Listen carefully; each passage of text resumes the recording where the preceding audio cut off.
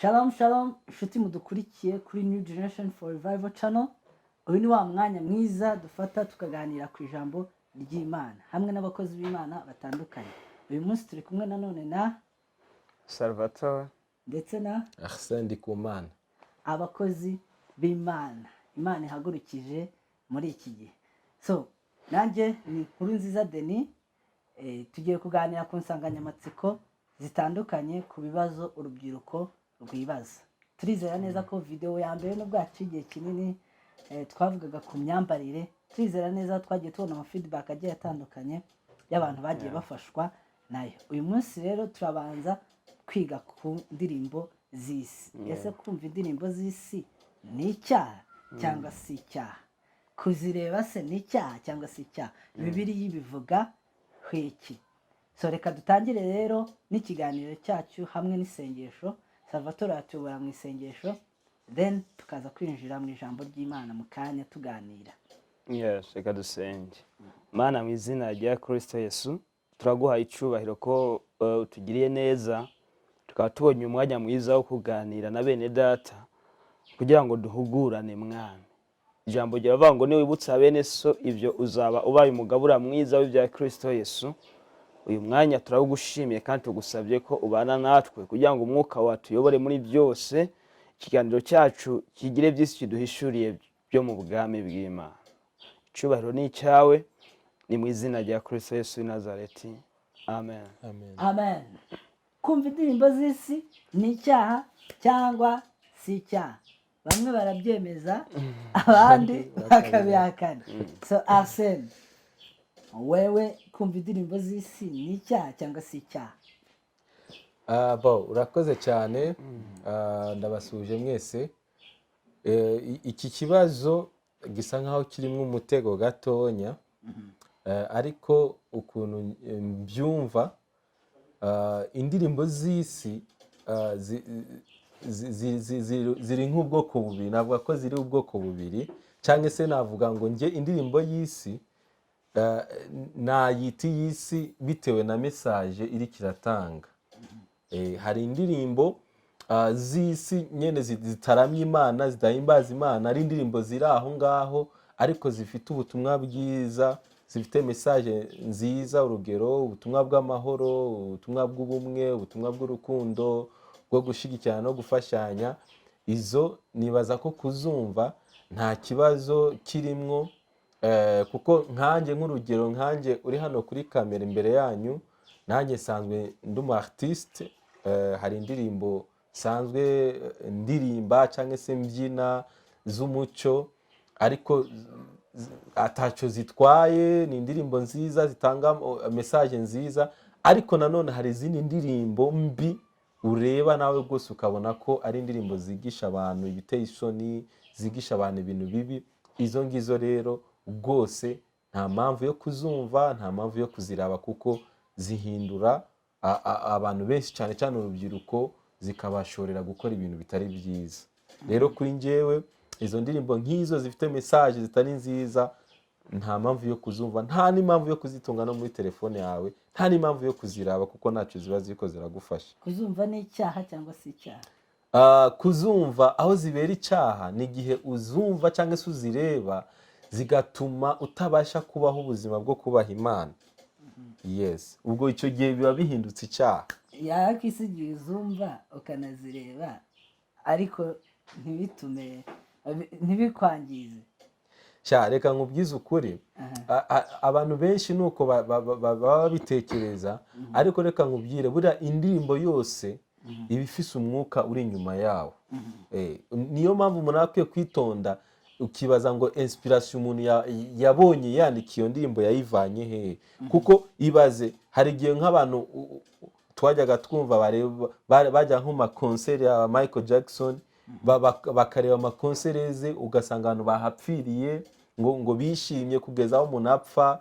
Urumva, kubera indirimbo ntamenye ko hari umwuka wa mwattractinze muri ya ndirimbo, ugatuma nyene apfa, akaba nk'igitamba atabizi. Cyangwa se n'izindi ndirimbo zitandukanye, ugasanga abantu kwera kuziraba cyane, abantu babaye abasinzi, babaye abasambanyi, babwiye mu byaha bitandukanye. Rero no kwitonda cyane, kuko bishobora kwangiriza ubuzima bw'umuntu. Okay, Arsene arakoze. Ya icyambere cy'ingenzi nuko ari mbi. Wavuze ko ari mbi. Yeah. Aha. Nibaza ko indirimbo z'isi nkuko umuvandimwe Arsene yabisobanuye nyene ziri mu buryo butandukanye, yavuze nka bubiri ariko buriya twakongeraho n'ubundi bukaba na butatu yewe.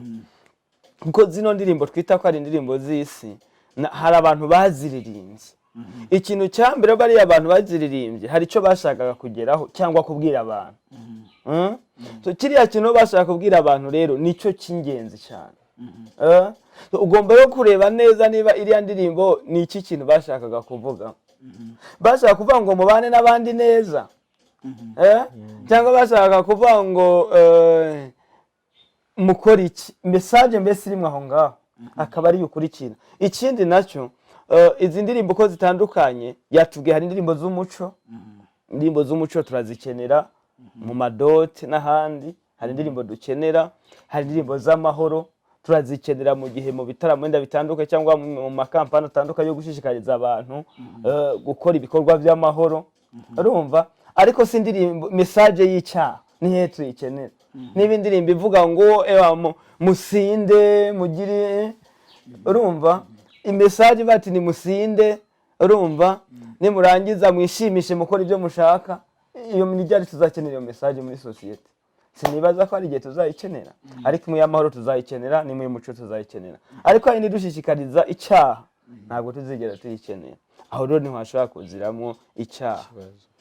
Ya murakoze cyane ku nyunganizi zanyu. Nanjye inyunganizi ya mbere natanga, duhereye mu ijambo ry'Imana nk'uko twavuze ngo turavuga icyo Bibiliya nanone ibivugaho, niho turi bwibande cyane none si ibitekerezo byacu. Petero wa kabiri igice cya kabiri umurongo wa 18 aravuga ngo kuko bavuga amagambo akakaje yo kwihimbaza, bashukashuka abari mu ihunga ryo guhunga abagenda bayobye, babashukashukisha irari ry'umubiri n'imigenzo y'isoni nke. Ni ukuvuga ngo abangaba ngo ni abantu bashuka nyine bari abantu. Bibiliya avuga ngo bashuka abari mu ihunga ngo ryo guhunga abagenda bayobye. Ni ukuvuga hari abantu bari guhunga abagenda bayobye. Noneho hakaba hari n'abandi ngo babashukisha iby'irari ry'umubiri ngo n'imigenzo y'isoni nke.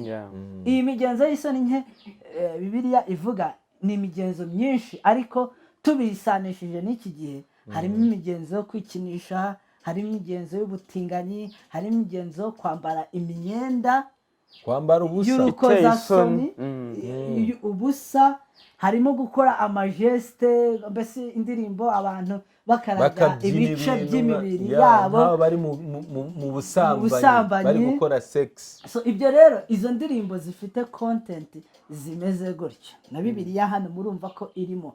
Nabo abantu babikora bashaka attraction y'abantu, kuko bazi ko mu bintu abantu bafite intege nkeya ni irari ry'umubiri, harimo no gusambana n'iki. So rero bo bazana content ihwanye n'ibyo naho intege nkeya z'abantu, mbese bashima aho abantu bakunda, bakabazana izo content kuko byoroshye ko izo content zibagwisha. Noneho nabo bakaba babona ama views, bakaba bakora business, bakunguka amafaranga.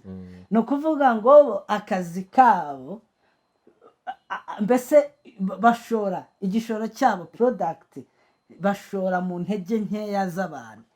No kuvuga bakora ibishoboka byose ku buryo battracting hahandi abantu bafite intege nkeya.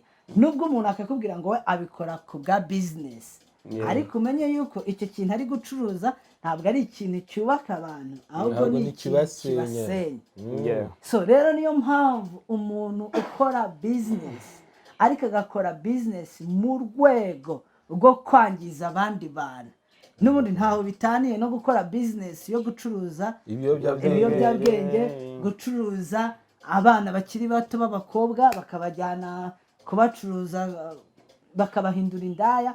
So no kuvuga ngo rero kumva izo ndirimbo no kuvuga uba uri gufulfillinga the purpose ya wa muntu wayikoze, kandi uwo muntu ntabwo afite purpose nziza. Nubwo niyo mpamvu papa si nyene no gushukashuka ni ugushukashuka ba bandi bariko barahunga abayoba kugira ngo sitiri babasubize mu kuyoba nabo by'umubiri ngo n'imigenzo y'isoni nkeya. Ikintu kinshimisha nuko nta kintu kitari muri Bibiliya cyane rwose. niyo mpamvu rero nk'uko Arsene abivuze nitwirengagize ko hari n'abandi bantu bafite indi mitekerereze itandukanye ku ndirimbo z'isi.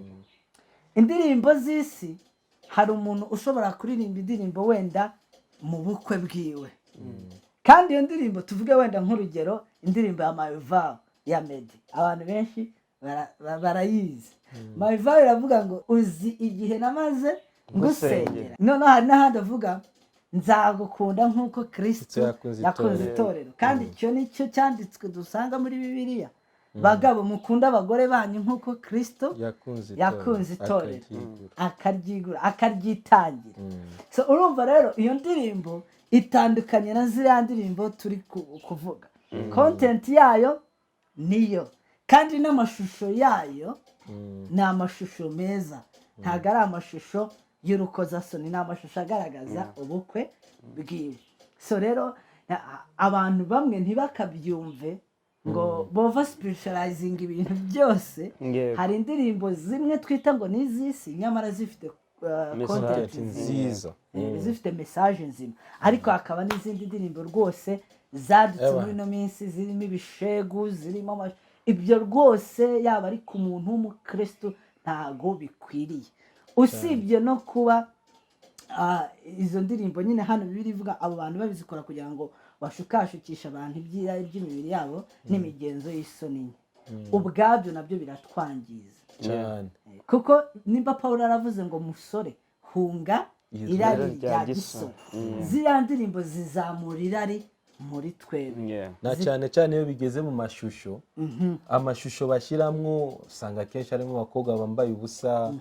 Noneho yibaze nk'umuntu kubera ko baba bazi ko nyine irari ari ikintu kiza vuba, ari intege nkeya ziri mu bantu, bashyiramo amashusho y'abakobwa bambaye ubusa, ibihimba byabo by'umubiri bigaragara, wareba imbyino zabo babyina ugasanga ni ibintu biri gukurura cyane cyane urubyiruko, related n'ubusambanyi. Urumva ibyo bintu bikaba biri kwangiriza ubuzima bw'abantu.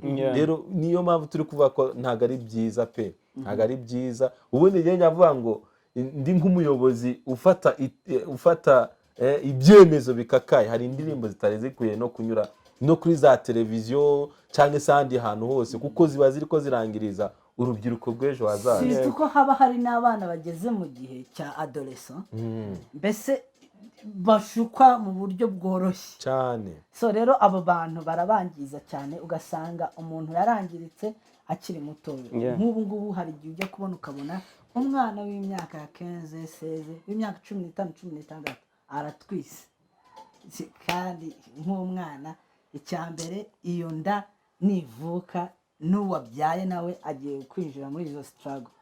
Rimwe na rimwe rero hari igihe nyine ibintu abantu Imana ivuga ngo iki kintu, gukora iki kintu ni icyaha, tukahita tubyumva nk'aho mbese nk'Imana ari nk'ako tubuza uburenganzira bwacu, tukumva ko Imana iri kutubuza kuryoherwa n'ubuzima. Kandi Imana ibitubuza ingaruka mbi zishobora gutuma ubuzima bwacu buba bubi kuruta uko bumeze uyu munsi.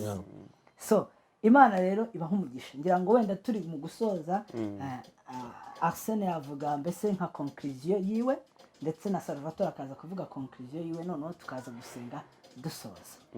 Giye ko conclusion yanjye novuga nuko by'ukuri sirtu ndabwira abajene bagenzi banjye, indirimbo rwose zifite spirit inyuma yazo ihwanye n'ibintu Imana idashaka, nta mpamvu yo kuzumva pe. Nunafungura muri televiziyo cyangwa se muri telefone yawe ukabona indirimbo irimo ibintu bitari byiza, yishire ku ruhande.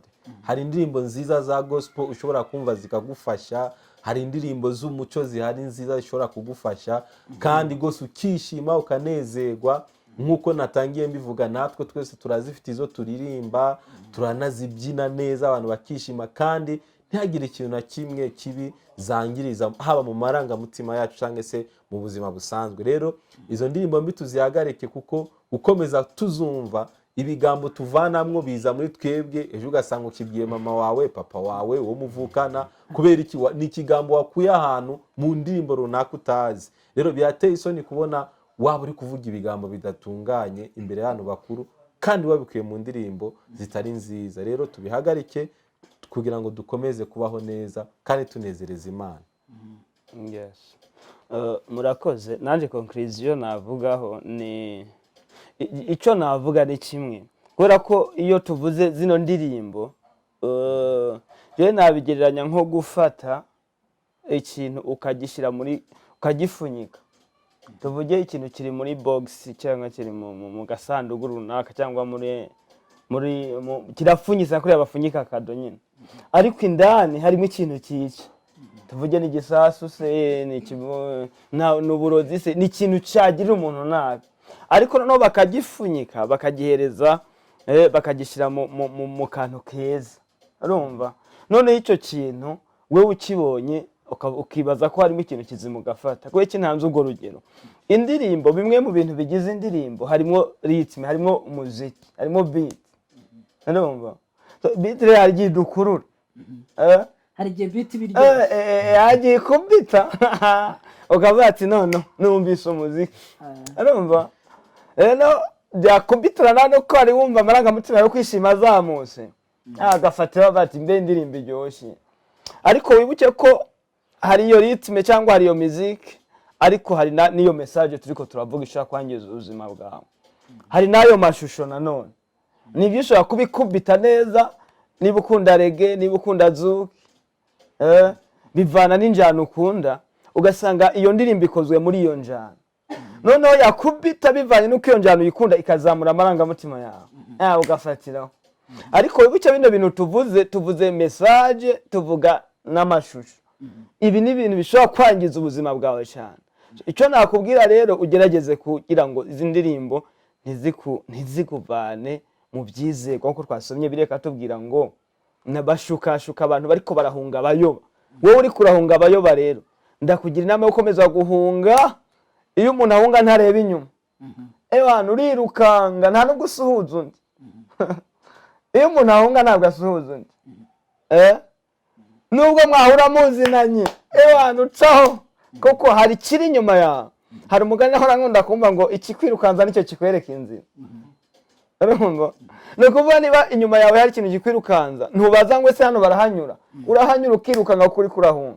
So abantu turi guhunga urupfu, turi guhunga kurimbuka, waba uri umujene, waba ukuri kose, waba reka tumere nkabo, nkuko biyatubwiye ngo bashukashukanye n'abahunga abayoba. Turiko turahunga kuyoba. Rero mureke twirukange nk'abahunga, dusiganwe tuvuga nka Paul ngo ndasiganwa sidi nk'utazi yacu. Twe gusagarikwa n'iyo muzike n'ibyo ngibyo kugira ngo tugere ku cyo Kristo yadufatiye. Imana ibahe umugisha. Abaroma 12 igice cya 2 havuga ngo ariko ntimwishushanye n'abiki gihe, ngo ahubwo muhinduke rwose mugize imitima mishya.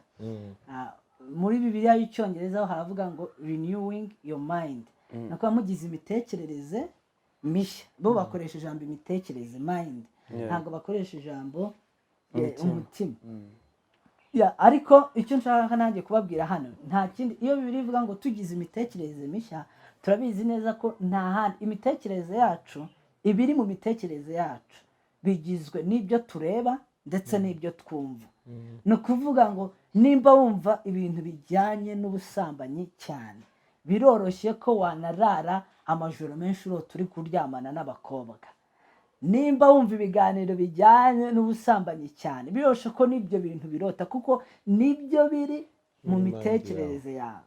Mbese hari n'abavuga yuko umuntu ari uko atekereza. Mbese ibyo dukora bijyanye n'uko dutekereza. No kuvuga iyo imitekerereze yawe ihumanye, irimo biriya video byose by'abakobwa bambaye ubusa, by'abakobwa bari gusambana, by'amapornography, by'abakobwa bari kwikinisha, iyo biriya bintu byose biri muri mind yawe bihumanye.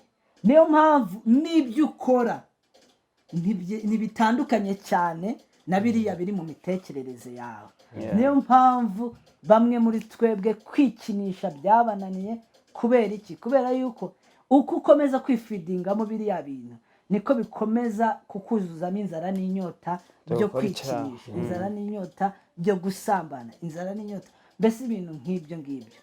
So simvuze ko ariyo nzira yonyine, ariyo mpamvu yonyine itera umuntu kwikinisha cyangwa se kubatwa no kwikinisha, ariko biri mu bishobora gutera umuntu yikinisha. So rero dusoza, kugira imitekerereze mishya ni ukwirinda mu byo twumva no mu byo tureba, ukumva content nzima na muzike nzima. Sivuze ishobora kuba ari zuke, ishobora kuba ari reggae, ishobora kuba ari jazz and blues, iyo abiyo yose, ariko ukamakinga sure ko iyo njyana uri kumva niyo message bihura n'ibyo wizera kandi bitari buhumanye imitekerereze yawe. Iki rero nicyo numva nasorezaho, kandi ndashaka gusoza nongeyeho kano kantu, ibi si amategeko twihimbiye kugira ngo twemerwe n'Imana, ahubwo ibi tubikora kugira ngo tubeho ubuzima Imana yishimira, tubeho ubuzima nk'uko Bibiliya ivuga ngo mumenye yuko iby'umwuka ararikira ari byo kamere yanga, kandi n'ibyo kamere irarikira n'iby'umwuka yanga. Twe tuba dushaka rero kuyoborwa n'umwuka wera. Uwo mwuka wera ni nawe udutera ishyaka ryo kuba twabasangiza ibingibi tutizimbye mu magambo. Rero turagushimira wowe wabanye natwe kuva video itangira kugeza irangiye. Muri iyi minsi mikuru dukomeje kubifuriza Noheli nziza n'umwaka mushya muhire. Hari bitaragenze neza uyu mwaka, ariko hari icyizere yuko nubwo igiti cyaba cyaratemwe cyakongera kigashibuka. 2022 umwaka w'2022 Imana irabishoboye, kandi nitanabikora nanone dukomeze kuyizera, tuyinambeho. Dufite isezerano, dufite umurage utagajuka w'ijuru, aho tuzabaho mu mwuzuro w'ibyiza. Imana ikomeze kuguha umugisha. Arsene watuyobora mu isengesho dusoza. Amen. Reka dusenge dushima Imana. Data, turagushimiye kuri Imana igira neza, urakoze kubw'uyu mwanya mwiza uha umugisha umuntu wese wakurikiye kino kiganiro. Natwe duha umugisha kuba wadushoboje kuganiriza bene data. Nanone turasenze mu izina rya Yesu Kristo, umuntu wese mwami Imana yaba abaswe n'izi ndirimbo zirimwo message itari nziza, turamusengeye mu izina rya Yesu Kristo. Uyu munsi afata icyemezo cyo guhinduka mwami Imana, agatangira kumva indirimbo nzima, indirimbo zikuramya, indirimbo zifite ubutumwa bwiza bwabasha kumwubaka mwami Imana. Urakoze kuri Imana igira neza, urakoze kuri Imana ikomeye, ukomeze kubana natwe no kutugira neza muri byose. Mu izina rya Yesu Kristo dusenze twishimye. Amen. Amen.